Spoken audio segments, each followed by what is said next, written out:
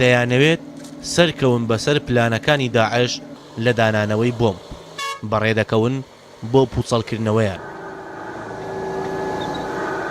دەچن بۆ ئەو شوێنانەی کە مەترسیدارن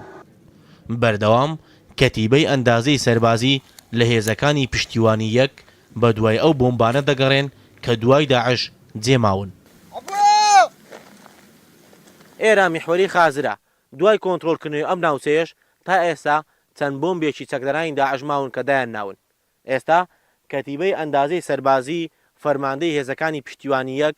بۆمبێکی تازەیان دۆزیوەتەوە سەرقاڵی پوچەڵکردنەوە یاخود تەقاندنەوەین بەبێ زیان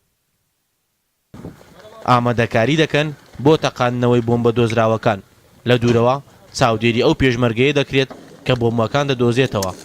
ئەو بۆمبانەی دۆزرانەوە دەتەقێندرێنەوە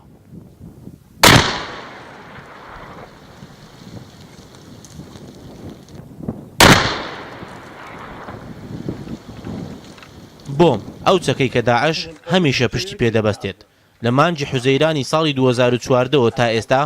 کەتیبەی ئەندازەی هێزەکانی پشتیوانی یەک لە شنگالەوە تا ڕۆژئاوای کەرکووک 13290 بۆمبیان پوچەڵ کردوتەوە زیاتر لە 800 پارچە تەقەمەنیان لەناو بردووە بۆمبی زیاتر لە 240 خانوویان پوچەڵ کردوتەوە 6 تۆن مادەی TNTیان لەناو بردووە هەموو ڕۆژ دەرچۆن هەیە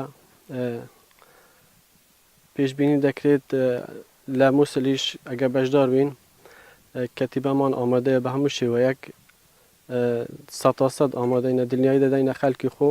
کە بە جوانترین شێوە ئینشاڵڵا بە هەرکی خۆمان هەردەستینەوە تا ئێستا ئەو کەتیبەیە دەخلی لە سەردەستی ڕاهێنەرانی سەربازی هاوپەیمانان بینیوە بەڵام داوای هاوکاری زیاتر دەکەن بۆ کەمکردنەوەی زیانەکان کەتیبەی هەندەسەی شارەزەیەکی باشمان هەیە خبرەیەکی باشمانش هەیە 2 ساڵ و تقریبان چەند مانگێکە ئێمە ئەو ئیشانەی دەکەین بە ئیمکانیاتێکی زۆر بەسیط ئەو ئیشەمان دەکرد ئێستەیش الحەمدوللا ئیمکانیاتمان باش بووە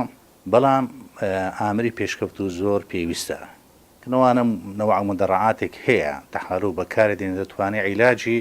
عەبوەی بکات لە دوورەوە ئەو بۆمبانی داعش دەیانچێنێت سەر زەمیان دەستکردی خۆیانە ئێستا بازباسی شەڕی کۆنتڕۆڵکردنەوەی مووسڵە بۆیە چاوەڕوان دەکرێت داعش بە هەزاران بۆمبی دیکەی ئامادەکرد بێت ڕەمزە جەمال ڕوودا و میحوەری خازر